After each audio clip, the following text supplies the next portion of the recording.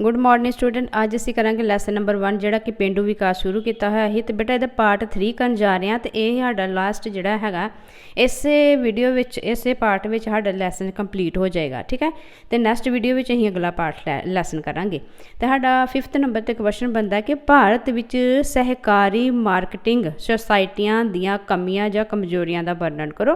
तो सब तो पहला बेटा तुहानूं पता होना चाहिए कि सहकारी मार्केटिंग जिहड़ी है वो की चीज़ है। कहते कि सहकारी शब्द लैटिन शब्द तो लिया गया है जिसका अर्थ है मिल के काम करना। यह लोगों का अपनी मर्जी होंदी है कि मिल के काम करना। तो यह लोगों की होंदी है अपनी मर्जी नाल बनाया होया एक संगठन है जिस विच लोग अपने आम आर्थिक फायदे लिए जुड़ते हैं। तो यह यूनिटी अर्थव्यवस्था समानता अते आज़ादी के नियमां उत्ते आधारित है।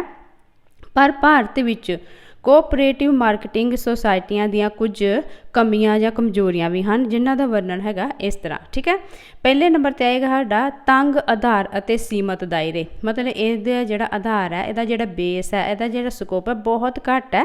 तो जिहड़े लिमिटेड अदारे ने इहदे कहंदे कि इस संगठन विच मैंबरां दी गिनती घट हुंदी है जिस कारण वो खेतीबाड़ी दे मंडीकरण नाल संबंधित कुछ गतिविधियां ही करते हैं। इस तरह इस नूं एक तंग आधार अते सीमित अदारे वाला संगठन कहा जा सकता है। तो सैकेंड विच हैगा बंद हो चुकियां सोसाइटियां। सैकेंड नंबर ते साडा आएगा पॉइंट।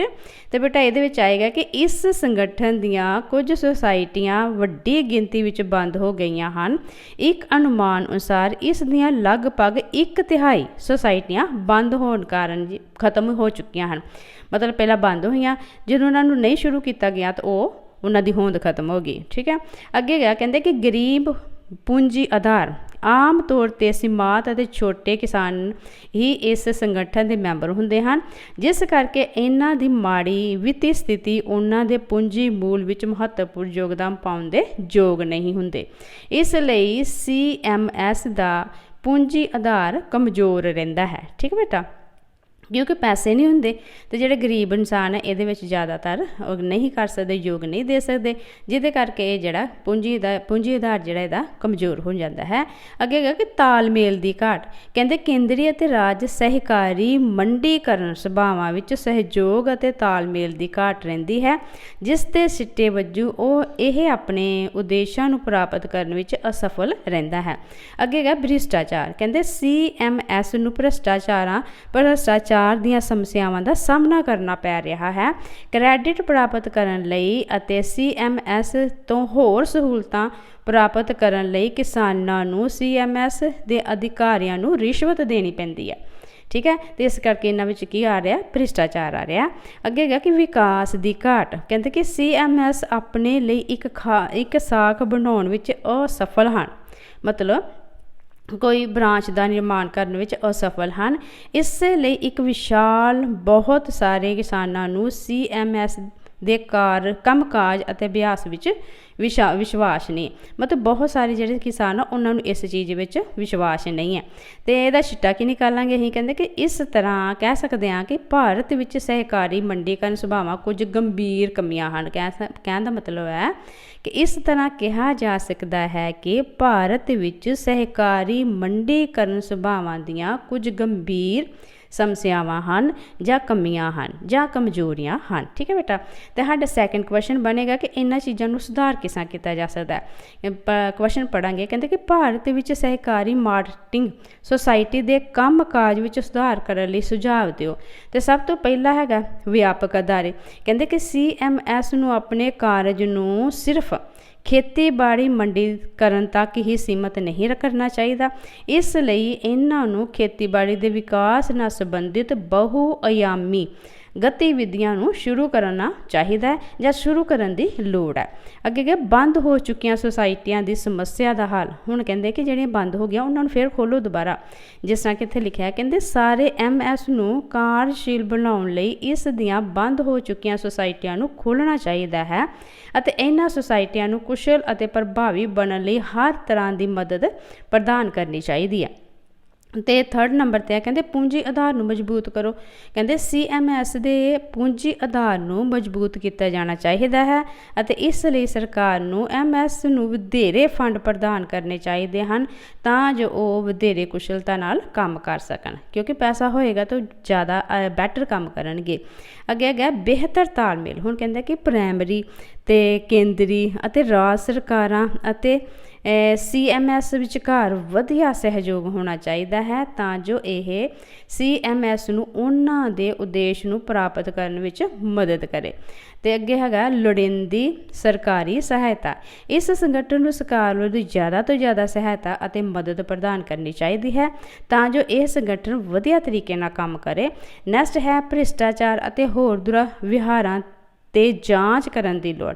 ਕਹਿੰਦੇ ਇਸ ਵਿੱਚ ਭ੍ਰਿਸ਼ਟਾਚਾਰ ਤੇ ਹੋਰ ਦੁਰਵਿਹਾਰਾਂ ਨੂੰ ਖਤਮ ਕਰਨ ਲਈ MS ਦੇ ਕੰਮ ਕਾਜ ਦੀ ਜਾਂਚ ਕੀਤੀ ਜਾਣੀ ਚਾਹੀਦੀ ਹੈ ਤੇ ਦੋਸ਼ੀਆਂ ਨੂੰ ਸਖਤ ਤੋਂ ਸਖਤ ਸਜ਼ਾ ਮਿਲਣੀ ਚਾਹੀਦੀ ਹੈ ਤਾਂ ਜੋ ਭਵਿੱਖ ਵਿੱਚ ਉਸ ਗਲਤੀ ਨੂੰ ਦੁਬਾਰਾ ਨਾ ਦੁਹਰਾਵੇ। ਠੀਕ ਹੈ, ਇਹਦਾ ਸਿੱਟਾ ਹੀ ਕਰਾਂਗੇ। ਕਹਿੰਦੇ ਇਸ ਵਿੱਚ ਚੰਗੀ ਤਰ੍ਹਾਂ ਯੋਜਨਾਬੰਦ ਨੀਤੀਆਂ ਅਤੇ ਪ੍ਰਭਾਵਸ਼ਾਲੀ ਢੰਗ ਨਾਲ ਕੀਤੇ ਗਏ ਯਤਨਾਂ ਨਾਲ ਸਹਿਕਾਰੀ ਮਾਰਕੀਟਿੰਗ ਨੂੰ ਦੇਸ਼ ਵਿੱਚ ਇੱਕ ਸ਼ਾਨਦਾਰ ਸਫਲਤਾ ਵਿੱਚ ਬਦਲਿਆ ਜਾ ਸਕਦਾ ਹੈ। ਠੀਕ ਹੈ ਬੇਟਾ, ਅੱਗੇ ਸਾਡਾ ਜਿਹੜਾ ਕੁਐਸਚਨ ਹੈ ਉਹ ਹੈ ਖੇਤੀ ਵਿਭਿੰਨਤਾ ਤੋਂ ਕੀ ਭਾਵ ਹੈ, ਇਸ ਦੀਆਂ ਲੋੜਾਂ ਜਾਂ ਤਰਕ ਬਾਰੇ ਦੱਸੋ। ਤੇ ਸਾਡਾ ਆਨਸਰ ਇਸ ਤਰ੍ਹਾਂ ਹੋਏਗਾ। ਕਹਿੰਦੇ ਖੇਤੀ ਵਿਭਿੰਨਤਾ, ਪਹਿਲਾਂ ਵੇਖਾਂਗੇ ਕਿ ਖੇਤੀ ਵਿਭਿੰਨਤਾ ਕੀ ਹੁੰਦਾ। ਕਹਿੰਦੇ ਖੇਤੀ ਵਿਭਿੰਨਤਾ ਦਾ ਅਰਥ ਹੈ ਉਹ ਸਟੇਜ ਜਿੱਥੇ ਖੇਤੀ ਨੂੰ ਗਤੀਸ਼ੀਲ ਅਤੇ ਵਪਾਰਿਕ ਖੇਤਰ ਵਿੱਚ ਬਦਲਿਆ ਜਾਂਦਾ ਹੈ। ਖੇਤੀਬਾੜੀ ਵਿਭਿੰਨਤਾ ਵਿੱਚ ਤਕਨੀਕ, ਗ੍ਰਾਹਕ ਮੰਗ, ਆਵਾਜਾਈ, ਵਪਾਰ ਤੇ ਸਰਕਾਰੀ ਨੀਤੀ ਬਦਲਾਵ, ਸਿੰਚਾਈ ਤੇ ਹੋਰ ਢਾਂਚੇ ਦਾ ਵਿਕਾਸ ਸ਼ਾਮਿਲ ਹੁੰਦਾ ਹੈ। ਤੇ ਹੁਣ ਇਹਦੀਆਂ ਤਰਕ ਕੀ ਹੈ, ਲੋੜਾਂ ਕੀ ਨੇ। ਸਭ ਤੋਂ ਪਹਿਲੇ ਨੰਬਰ ਤੇ ਆਏਗਾ ਕਹਿੰਦੇ ਖੇਤੀ ਵਿਭਿੰਨਤਾ ਮਨੁੱਖੀ ਸੰਤੁਸ਼ਟੀ ਲਈ ਲੋੜੀਂਦੀਆਂ ਸਾਰੀਆਂ ਫਸਲਾਂ ਦੇ ਉਤਪਾਦਨ ਵਿੱਚ ਮਦਦ ਕਰਦੀ ਹੈ।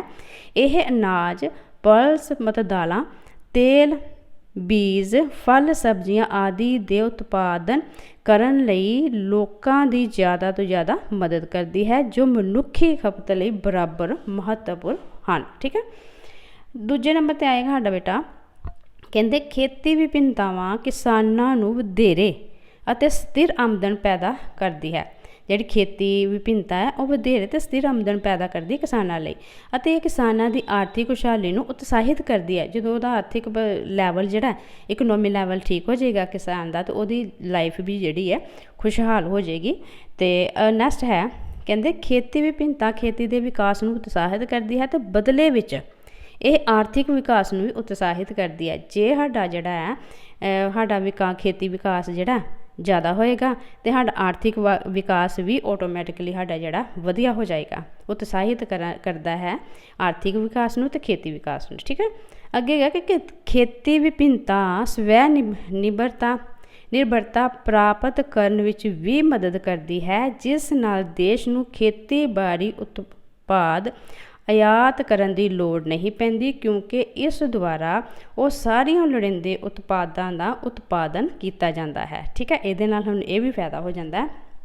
ਨੈਕਸਟ ਵਿੱਚ ਆਏਗਾ 5th ਨੰਬਰ ਦੇ ਕਹਿੰਦੇ ਖੇਤੀ ਵਿਭਿੰਨਤਾ ਵਾਤਾਵਰਣ ਦੀ ਸੁਰੱਖਿਆ ਵਿੱਚ ਵੀ ਮਦਦ ਕਰਦੀ ਹੈ। ਜਿਵੇਂ ਕਿ ਵੱਖ-ਵੱਖ ਫਸਲਾਂ ਨੂੰ ਖੇਤਾਂ ਵਿੱਚ ਬੀਜਣ ਨਾਲ ਜ਼ਮੀਨ ਦੀ ਉਪਜਾਊ ਸ਼ਕਤੀ ਨੂੰ ਕਾਇਮ ਰੱਖਿਆ ਜਾ ਸਕਦਾ ਹੈ ਅਤੇ ਵਾਤਾਵਰਣ ਦੀ ਸੁਰੱਖਿਆ ਨੂੰ ਵੀ ਯਕੀਨੀ ਬਣਾਇਆ ਜਾ ਸਕਦਾ ਹੈ। ਕਹਿੰਦੇ ਨੇ ਕਿ ਮਤਲਬ ਇੱਕ ਜਿਸ 6 ਮਹੀਨੇ ਬਾਅਦ ਅਸੀਂ ਇੱਕ ਜਿਸ ਤਰ੍ਹਾਂ ਕਣਕ ਬੀਜ ਲਈ, ਫਿਰ ਝੋਨਾ ਬੀਜ ਲਿਆ, ਇਹੋ ਜਿਹੀਆਂ ਚੀਜ਼ਾਂ, ਫਿਰ ਉਸੇ ਫਸਲ ਵਿੱਚ ਅਸੀਂ ਅਲੱਗ-ਅਲੱਗ ਫਸਲਾਂ ਖੇਤ ਵਿੱਚ ਅਲੱਗ-ਅਲੱਗ ਫਸਲ ਬੀਜਾਂਗੇ ਤਾਂ ਸਾਡੀ ਜਿਹੜੀ ਭੂਮੀ ਦੀ ਉਪਜਾਊ ਸ਼ਕਤੀ ਹੈ ਉਹ ਜ਼ਿਆਦਾ ਹੋਏਗੀ। ਕਹਿੰਦਾ ਸਿੱਟਾ ਕੀ ਨਿਕਾਲਾਂਗੇ।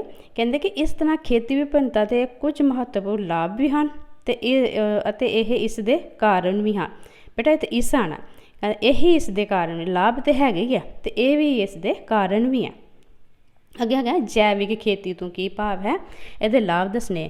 ਔਰਗੈਨਿਕ ਜਿਹੜੀ ਹੁੰਦੀ ਹੈ ਐਗਰੀਕਲਚਰ। ਠੀਕ ਹੈ, ਤੇ ਕਹਿੰਦੇ ਜੈਵਿਕ ਖੇਤੀ ਇਹ ਖੇਤੀ ਦੀ ਇੱਕ ਤਕਨੀਕ ਹੈ ਜਿਸ ਦੇ ਤਹਿਤ ਜਿਸ ਦੇ ਦੁਆਰਾ ਜਾਂ ਜਿਸ ਦੇ ਅਧੀਨ ਜਾਂ ਜਿਸ ਦੇ ਜ਼ਰੀਏ ਜੈਵਿਕ ਪਦਾਰਥ ਲਈ ਰਸਾਇਣਿਕ ਖਾਦਾਂ ਦੀ ਬਜਾਏ ਕੁਦਰਤੀ ਖਾਦਾਂ ਦੀ ਵਰਤੋਂ ਕੀਤੀ ਜਾਂਦੀ ਹੈ। ਇਸੇ ਕਰਕੇ ਇਸ ਨੂੰ ਕੁਦਰਤੀ ਖੇਤੀ ਵੀ ਕਿਹਾ ਜਾਂਦਾ ਹੈ। ਹੁਣ ਜਿਹੜੇ ਕੈਮੀਕਲ ਤੋਂ ਬਿਨਾਂ ਹੀ ਖੇਤੀ ਕਰਦੇ ਆ ਤੇ ਬੇਟਾ ਉਹਦਾ ਉਹ ਬਹੁਤ ਹੀ ਵਧੀਆ ਹੁੰਦੀ ਹੈ। ਹੁਣ ਇਹਦੇ ਲਾਭ ਤੇ ਲੋੜਾਂ ਕੀ ਹਨ? ਕਹਿੰਦੇ ਬਿਹਤਰ ਗੁਣਵੱਤਾ ਵਾਲਾ ਭੋਜਨ। ਜੈਵਿਕ ਖੇਤੀ ਵਧੀਆ ਗੁਣਵੱਤਾ ਵਾਲੇ ਭੋਜਨ ਦੀ ਪੈਦਾਵਾਰ ਕਰਦੀ ਹੈ। ਇਸ ਦੁਆਰਾ ਪੈਦਾ ਕੀਤੀ ਫਸਲ ਤੋਂ ਪ੍ਰਾਪਤ ਭੋਜਨ ਵਧੇਰੇ ਸਵਾਦ, ਸਿਹਤਮੰਦ ਅਤੇ ਵਧੇਰੇ ਪੌਸ਼ਟਿਕ ਗੁਣਾਂ ਨਾਲ ਭਰਪੂਰ ਹੁੰਦਾ ਹੈ। ਹੁਣ ਜਿਹੜੀ ਕੈਮੀਕਲ ਤੋਂ ਬਿਨਾਂ ਚੀਜ਼ ਆਏਗੀ ਉਹ ਫਰੈਸ਼ ਔਰ ਬਿਨਾਂ ਜਿਹੜੇ ਇੰਨੇ ਹਾਰਮਫੁੱਲ ਕੈਮੀਕਲ ਹੁੰਦੇ ਆ ਉਹਨਾਂ ਤੋਂ ਬਿਨਾਂ ਰਸਾਇਣਿਕ ਪਦਾਰਥ ਜਿਹਨੂੰ ਕਹਿੰਦੇ ਨੇ, ਤੇ ਉਹਨਾਂ ਤੋਂ ਬਿਨਾਂ ਸਾਨੂੰ ਜਿਹੜੀ ਫਰੂਟ ਮਿਲੇਗਾ, ਭੋਜਨ ਮਿਲੇਗਾ, ਉਹ ਸਾਰਾ ਵਧੀਆ। ਠੀਕ ਹੈ। ਅੱਗੇ ਕਹਿੰਦੇ ਕਿ ਵਾਤਾਵਰਨ ਅਨੁਕੂਲ ਖੇਤੀ। ਇਹ ਵਾਤਾਵਰਨ ਅਨੁਕੂਲ ਖੇਤੀ ਹੈ। ਅਜਿਹੀ ਖੇਤੀ ਵਿੱਚ ਉਹਨਾਂ ਕਾਰਨਾਂ ਦਾ ਪਤਾ ਲੱਗਦਾ ਹੈ ਜਿਸ ਕਾਰਨ ਵਾਤਾਵਰਨ ਵਿੱਚ ਪ੍ਰਦੂਸ਼ਣ ਪੈਦਾ ਹੁੰਦਾ ਹੈ। ਇਸ ਤੋਂ ਵੱਧ ਇਹ ਵਾਤਾਵਰਨ ਸੰਤੁਲਨ ਬਣਾਈ ਰੱਖਣ ਵਿੱਚ ਵੀ ਮਦਦ ਕਰਦਾ ਹੈ। ਅੱਗੇ ਹੈਗਾ ਮਿੱਟੀ ਦੀ ਉਪਜਾਊ ਸ਼ਕਤੀ ਬਰਕਰਾਰ ਰੱਖਣ ਵਿੱਚ ਮਦਦਗਾਰ। ਜਿਹੜੀ ਆਰਗੈਨਿਕ ਖੇਤੀ ਹੈ ਉਹਦੇ ਬਾਰੇ ਕਹਿੰਦੇ ਕਿ ਇਹ ਉਹਨਾਂ ਰਸਾਇਣਿਕ ਪਦਾਰਥਾਂ ਦੀ ਵਰਤੋਂ ਨੂੰ ਰੱਦ ਕਰਦਾ ਹੈ ਜਿਨ੍ਹਾਂ ਕਰਕੇ ਮਿੱਟੀ ਦੀ ਉਪਜਾਊ ਸ਼ਕਤੀ ਜਿਹੜੀ ਹੈ ਨਸ਼ਟ ਹੁੰਦੀ ਹੈ। ਇਸ ਵਿੱਚ ਕੁਦਰਤੀ ਖਾਦਾਂ ਦਾ ਪ੍ਰਯੋਗ ਕਰਕੇ ਮਿੱਟੀ ਦੀ ਉਪਜਾਊ ਸ਼ਕਤੀ ਨੂੰ ਬਣਾਈ ਰੱਖਣ ਵਿੱਚ ਮਦਦ ਕੀਤੀ ਜਾਂਦੀ ਹੈ। ਅੱਗੇ ਹੈਗਾ ਕਿ ਲਾਗਤ ਦਾ ਪ੍ਰਭਾਵੀ। ਕਹਿੰਦੇ ਕਿ ਜੈਵਿਕ ਖੇਤੀ ਦੇ ਤਹਿਤ ਮਹਿੰਗੇ ਰਸਾਇਣਿਕ ਨਿਵੇਸ਼ਾਂ ਦੀ ਵਰਤੋਂ ਨਹੀਂ ਕੀਤੀ ਜਾਂਦੀ। ਹੁਣ ਜਿਹੜੇ ਅਸੀਂ ਕੈਮੀਕਲ ਯੂਜ਼ ਕਰਦੇ, ਜਿਹੜੇ ਖਾਦਾਂ ਹੈਗੀਆਂ ਮਤਲਬ ਕੈਮੀਕਲ ਵਾਲੀਆਂ, ਉਹ ਮਹਿੰਗੀਆਂ ਹੁੰਦੀਆਂ ਨੇ। ਠੀਕ ਹੈ। ਇਹ ਕਿਸਾਨਾਂ ਕੋਲ ਮੌਜੂਦ ਕੀਮਤੀ ਸਰੋਤਾਂ ਨੂੰ ਬਚਾਉਣ ਵਿੱਚ ਵੀ ਮਦਦ ਕਰਦਾ ਹੈ। ਇਸ ਲਈ ਜੈਵਿਕ ਖੇਤੀ ਇੱਕ ਲਾਗਤ ਪ੍ਰਭਾਵਸ਼ਾਲੀ ਹੈ। ਠੀਕ ਹੈ। ਨੈਕਸਟ ਸਾਡਾ ਆ ਜਾਂਦਾ ਬੇਟਾ, ਕਹਿੰਦੇ ਕਿ ਰੁਜ਼ਗਾਰ ਦੇ ਵਧੇਰੇ ਮੌਕੇ ਪੈਦਾ ਕਰਨਾ। ਜੈਵਿਕ ਖੇਤੀ ਦੇ ਅਭਿਆਸ ਖੇਤੀ ਕਿਰਤ ਨਾਲ ਭਰਪੂਰ ਹੁੰਦੇ ਹਨ, ਜਿਸ ਦੇ ਅਧੀਨ ਵਧੇਰੇ ਕਿਰਤ ਦੀ ਵਰਤੋਂ ਦੇ ਨਤੀਜੇ ਵਜੋਂ ਵਧੇਰੇ ਉਤਪਾਦਨ ਹੁੰਦੇ ਹਨ ਅਤੇ ਪੇਂਡੂ ਖੇਤਰਾਂ ਵਿੱਚ ਰੁਜ਼ਗਾਰ ਦੇ ਜ਼ਿਆਦਾ ਮੌਕੇ ਮਿਲਦੇ ਹਨ। ਅੱਗੇ ਹੈਗਾ ਨਿਰਗਾਤ ਲਈ ਦਾਇਰੇ। ਕਹਿੰਦੇ ਜੈਵਿਕ ਖੇਤੀ ਦੁਆਰਾ ਪੈਦਾ ਕੀਤੀ ਗਈ ਖੇਤੀ ਉਤਪਾਦਨ ਦੀ ਮੰਗ ਜਿਹੜੀ ਹੈ ਸੰਸਾਰ ਭਰ ਵਿੱਚ ਵੱਧ ਰਹੀ ਹੈ। ਇਸ ਤਰ੍ਹਾਂ ਮੰਗ ਦੇ ਵਧਣ ਨਾਲ ਨਿਰਗਾਤ ਲਈ ਵਧੇਰੇ ਗੁੰਜਾਇਸ਼ ਹੁੰਦੀ ਹੈ। ਠੀਕ ਹੈ। ਇੱਥੇ 2 ਵਾਰੀ ਲਿਖਿਆ ਗਿਆ, ਤੁਸੀਂ 1 ਵਾਰੀ ਲਿਖਣਾ। ਠੀਕ ਹੈ ਬੇਟਾ। ਤੇ ਇਹਦਾ ਛਿੱਟਾ ਕੀ ਕਰਾਂਗੇ? ਕਹਿੰਦੇ ਇਸ ਤਰ੍ਹਾਂ ਜੈਵਿਕ ਖੇਤੀ ਦੇ ਕਈ ਫਾਇਦੇ ਹਨ, ਇਸ ਲਈ ਇਸ ਦੀ ਸਖਤ ਲੋੜ ਹੈ। ਹੁਣ ਕਹਿੰਦੇ ਕਿ ਆਰਗੈਨਿਕ ਖੇਤੀ ਜਿਹੜੀ ਇਹਦੀ ਸੀਮਾਵਾਂ ਕੀ ਹੈ, ਜਾਂ ਪਹਿਲੀਆਂ ਚੁਣੌਤੀਆਂ 'ਤੇ ਚਰਚਾ ਕਰੋ। ਤੇ ਹੁਣ ਇਹਦੀਆਂ ਸੀਮਾਵਾਂ ਵੇਖਾਂਗੇ ਕਿ ਲਿਮਿਟੇਸ਼ਨ ਇਹਦੀਆਂ ਹੈਗੀਆਂ ਵਾ। ਪਹਿਲਾ ਨੰਬਰ 'ਤੇ ਆਏਗੀ ਘੱਟ ਉਪਜ। ਕਹਿੰਦੇ ਕਿ ਜੈਵਿਕ ਖੇਤੀ ਤੋਂ ਪੈਦਾਵਾਰ ਜਿਹੜੀ ਹੈ ਘੱਟ ਮਿਲਦੀ ਹੈ।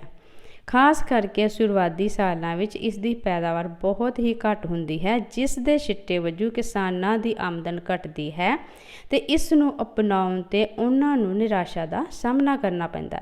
ਵੇਖੋ ਬੇਟਾ ਕਿੰਨੀ ਮਿਹਨਤ ਨਾਲ ਫਸਲ ਬੀਜਦੇ ਨੇ, ਜੇ ਉਹਨਾਂ ਨੂੰ ਜ਼ਿਆਦਾ ਪ੍ਰੋਫਿਟ ਨਾ ਹੋਏ ਤਾਂ ਉਹਨਾਂ ਵਿੱਚ ਨਿਰਾਸ਼ਾ ਤੇ ਆਟੋਮੈਟਿਕਲੀ ਆਉਣੀ ਹੈ ਨਾ। ਤੇ ਅੱਗੇ ਹੈਗਾ ਜਾਗਰੂਕਤਾ ਅਤੇ ਗਿਆਨ ਦੀ ਘਾਟ। ਕਹਿੰਦੇ ਕਿ ਲੋਕਾਂ ਵਿੱਚ ਜਾਗਰੂਕਤਾ ਅਤੇ ਗਿਆਨ ਦੀ ਘਾਟ ਹੈ। ਕਿਸਾਨਾਂ ਨੂੰ ਜੈਵਿਕ ਖੇਤੀ ਦੀਆਂ ਤਕਨੀਕਾਂ, ਅਭਿਆਸਾਂ ਅਤੇ ਲਾਭਾਂ ਬਾਰੇ ਨਹੀਂ ਦੱਸਿਆ ਜਾਂਦਾ। ਨਤੀਜੇ ਵਜੋਂ ਉਹ ਇਸ ਦੇ ਗੁਣਾਂ ਤੋਂ ਅਣਜਾਣ ਹੋਣ ਕਰਕੇ ਜੈਵਿਕ ਖੇਤੀ ਨੂੰ ਅਪਣਾਉਣ ਤੋਂ ਝਿਜਕਦੇ ਹਨ, ਕਿਉਂਕਿ ਉਹਨਾਂ ਨੂੰ ਨੌਲੇਜ ਨਹੀਂ ਹੈ, ਉਹਨਾਂ ਨੂੰ ਗਿਆਨ ਨਹੀਂ ਹੈ। ਅੱਗੇ ਹੈਗਾ ਮਾਰਕੀਟਿੰਗ ਅਤੇ ਵੰਡ ਦੇ ਵਿੱਚ ਸਮੱਸਿਆ। ਹੁਣ ਇਹਦੀ ਤੀਜੀ ਪ੍ਰੋਬਲਮ ਹੈ ਕਿ ਜੈਵਿਕ ਖੇਤੀ ਕਿਸਾਨਾਂ ਨੂੰ ਘੱਟ ਪੈਦਾਵਾਰ ਦਿੰਦੀ ਹੈ। ਇਸ ਲਈ ਕਿਸਾਨਾਂ ਨੂੰ ਜੈਵਿਕ ਫਸਲਾਂ ਦੇ ਮੰਡੀਕਰਨ ਅਤੇ ਵੰਡ ਵਿੱਚ ਬਹੁਤ ਸਾਰੀਆਂ ਸਮੱਸਿਆਵਾਂ ਦਾ ਸਾਹਮਣਾ ਕਰਨਾ ਪੈਂਦਾ ਹੈ। ਹੁਣ ਹੈਗੇ ਕਹਿੰਦੇ ਛੋਟੀ ਮੰਡੀ। ਕਹਿੰਦੇ ਆਮ ਲੋਕ ਜੈਵਿਕ ਖੇਤੀ ਦੇ ਲਾਭਾਂ ਬਾਰੇ ਨਹੀਂ ਜਾਣਦੇ।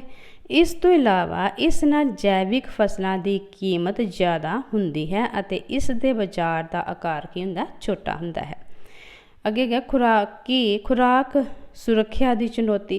ਕਹਿੰਦੇ ਕਿ ਜੈਵਿਕ ਫਸਲਾਂ ਦੀ ਪੈਦਾਵਾਰ ਅਤੇ ਉਤਪਾਦਨ ਘੱਟ ਹੋਣ ਕਰਕੇ ਇਹ ਲੋਕਾਂ ਲਈ ਭੋਜਨ ਸੁਰੱਖਿਆ ਨੂੰ ਯਕੀਨੀ ਬਣਾਉਣ ਦੇ ਰਾਹ ਵਿੱਚ ਇੱਕ ਗੰਭੀਰ ਚੁਣੌਤੀ ਹੈ, ਚੈਲੰਜ ਹੈ। ਠੀਕ ਹੈ ਬੇਟਾ।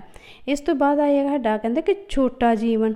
ਜੈਵਿਕ ਫਸਲਾਂ ਆਮ ਤੌਰ 'ਤੇ ਤੇਜ਼ੀ ਨਾਲ ਖਰਾਬ ਹੋ ਜਾਂਦੀਆਂ ਹਨ, ਇਸ ਲਈ ਇਹਨਾਂ ਨੂੰ ਸੰਭਾਲਣ ਅਤੇ ਸਟੋਰ ਕਰਨ ਦੀ ਲੋੜ ਹੁੰਦੀ ਹੈ ਅਤੇ ਜੈਵਿਕ ਖੇਤੀ ਦੀ ਦੇਖਭਾਲ ਲਈ ਗੋਦਾਮਾਂ ਦੀ ਲੋੜ ਹੁੰਦੀ ਹੈ। ਪਰ ਇੱਥੇ ਇੱਕ ਗੱਲ ਬੇਟਾ ਇਹ ਵੀ ਯਾਦ ਰੱਖਣੀ ਕਿ ਇਹਨਾਂ ਨੂੰ ਜ਼ਿਆਦਾ ਸਮੇਂ ਤੱਕ ਸਟੋਰ ਨਹੀਂ ਕਰਕੇ ਰੱਖਿਆ ਜਾ ਸਕਦਾ, ਇਸ ਨਾਲ ਕਿਸਾਨਾਂ ਲਈ ਕਈ ਸਮੱਸਿਆ ਪੈਦਾ ਹੋ ਜਾਂਦੀਆਂ ਨੇ। ਠੀਕ ਹੈ, ਅਤੇ ਇਹਦਾ ਸਿੱਟਾ ਕੀ ਕੱਢਾਂਗੇ? ਕਹਿੰਦੇ ਕਿ ਸੰਖੇਪ ਵਿੱਚ ਕਿਹਾ ਜਾ ਸਕਦਾ ਹੈ ਕਿ ਜੈਵਿਕ ਖੇਤੀ ਵਿੱਚ ਯਕੀਨੀ ਤੌਰ 'ਤੇ ਕੁਝ ਗੰਭੀਰ ਚੁਣੌਤੀਆਂ ਹਨ।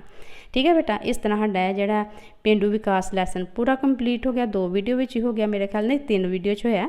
ਅਤੇ ਨੈਕਸਟ ਟੋਪਿਕ ਵੀ ਅਸੀਂ ਜਲਦੀ ਤੋਂ ਜਲਦੀ ਕੰਪਲੀਟ ਕਰਨ ਦੀ ਕੋਸ਼ਿਸ਼ ਕਰਾਂਗੇ। ਅਤੇ ਬੇਟਾ ਜਿਹੜੇ ਇੰਗਲਿਸ਼ ਮੀਡੀਅਮ ਵਾਲੇ ਆ, ਜੇ ਬਾਈ ਚਾਂਸ ਤੁਹਾਨੂੰ ਉੱਥੋਂ ਨਹੀਂ ਸਮਝ ਆਉਂਦਾ ਤਾਂ ਤੁਸੀਂ ਪੰਜਾਬੀ ਦੀ ਵੀਡੀਓ ਵੇਖ ਸਕਦੇ ਹੋ, ਅਤੇ ਜਿਹੜੇ ਪੰਜਾਬੀ ਵਾਲੇ ਉਹ ਇੰਗਲਿਸ਼ ਦੀ ਵੀਡੀਓ ਵੀ ਵੇਖ ਸਕਦੇ ਹੋ ਅੰਡਰਸਟੈਂਡ ਕਰਨ ਵਾਸਤੇ, ਕਿਉਂਕਿ ਬਹੁਤ ਜ਼ਿਆਦਾ ਇੰਪੋਰਟੈਂਟ ਕੁਐਸਚਨ ਜੇ ਮੈਂ ਕਰਵਾ ਰਹੀ ਹਾਂ, ਇਹ ਬਹੁਤ ਜ਼ਿਆਦਾ ਹੀ ਇੰਪੋਰਟੈਂਟ ਹੈ, ਜਿਹੜੇ ਕਿ ਮੋਸਟਲੀ ਜਿਹੜੇ ਪੇਪਰ ਵਿੱਚ ਆ ਜਾਂਦੇ ਨੇ।